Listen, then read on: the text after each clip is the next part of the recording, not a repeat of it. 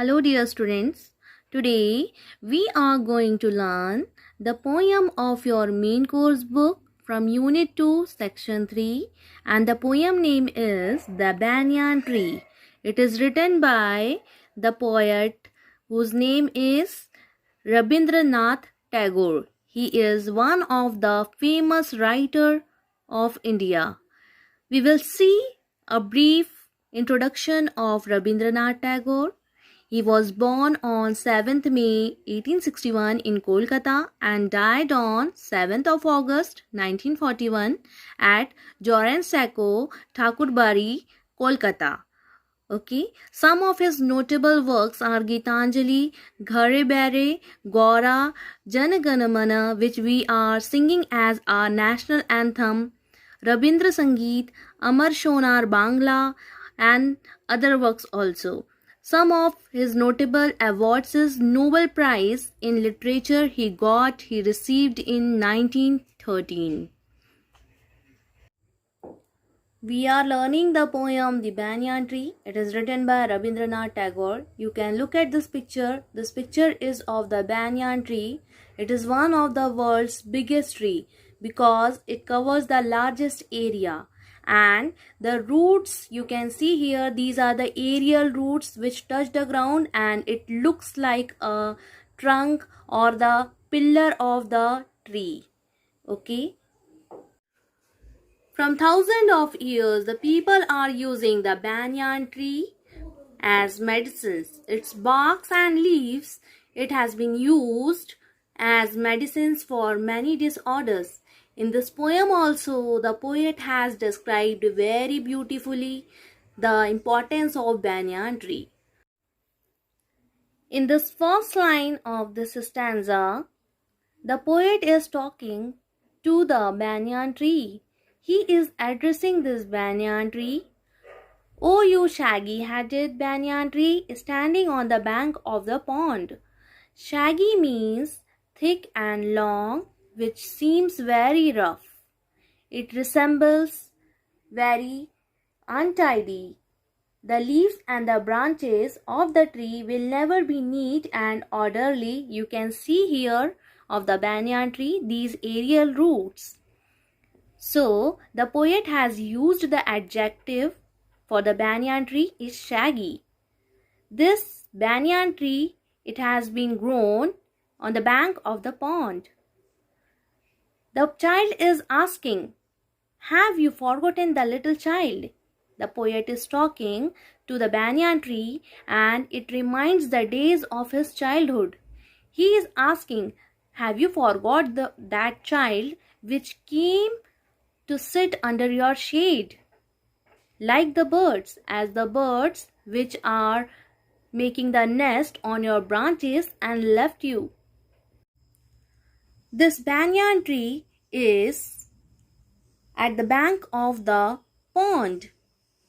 You can look at this picture, and the child used to come there and sit under the shade of the banyan tree. The children, they came under the shade of the banyan tree to play. The birds, they came to make the nest on the branches of the banyan tree.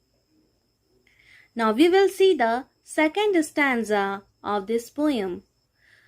"Do you not remember how he sat at the window and wondered at the tangle of your roots and plunged underground?" Look at this picture. He is trying to remind the banyan tree about the child, about himself. This child, he used to sit at the window and he thinks about the tangle of the roots. Tangle means the twisted roots of the banyan tree, aerial roots which cannot be easily separated. Okay, it seems like the pillars of the banyan tree, and these roots are plunged underground. In the third stanza, we will read the third stanza. "The woman would come to fill their jars in the pond, and your huge black shadow would wriggle on the water like sleep struggling to wake up." So in the third stanza, the poet is reminding to the banyan tree about those women who came to fill their jars in the pond. Look at this picture. The women came to fill their water jars. They were sitting under the shade of the banyan tree, those women. And your huge black shadow. Look at this picture. You can see the shadow of the banyan tree in the pond. It wriggle on the water. Wriggle means here a twist. The shadow of the tree would twist and turn rapidly. So it seems like sleep struggling to wake up. The next stanza. Sunlight danced on the ripples like restless tiny shuttles weaving golden tapestry. Sunlight. The sunlight from the sun rays, you know that.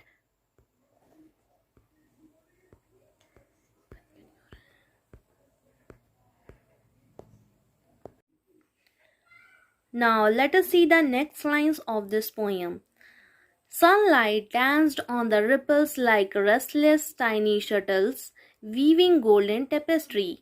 Sunlight here means sun rays. It seems on the surface of water like golden tapestry. You can see here the picture. This is the ripples. The ripples meaning the wave on the surface of the water. Shuttle means here a pointed tool used to make cloth. The meaning of tapestry is a design or a picture or a pattern that is made by weaving. So, sunlight seems on the surface of water like golden tapestry. Look at this picture. It seems very beautiful. Let us read the next lines. Two ducks swam by the weedy margin above their shadows. Look at this picture. Two ducks, they were swimming in the pond above the shadow of the banyan tree. And there were plants also in this pond, the beautiful plants. And the child would sit still and think. Here, the poet, in his childhood, he was sitting and thinking and wondering about the banyan tree. He is enjoying this beautiful scene, the beautiful scene of the nature, the plants and the ducks. He was looking and watching everything and enjoying. In the last stanza of this poem, let us read, He longed to be the wind and blow through your resting branches, to be your shadow and lengthen with the day on the water, to be a bird and perch on your topmost twig, and to float like those ducks among the weeds and shadows. So in the fourth and last stanza, the poet is asking and expecting that he wanted to be the wind which can blow through the branches of the banyan tree.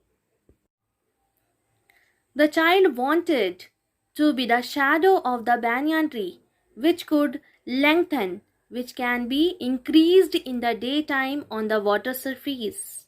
He wanted to be a bird that can perch on the topmost twig of the banyan tree. He wanted to be ducks, like those ducks which can float on the water among the weeds and the shadow of the banyan tree. So in the last lines, the poet is expecting to the part of the nature. He loves the nature. Through his poetry, the Rabindranath Tagore, he expresses the love for the nature.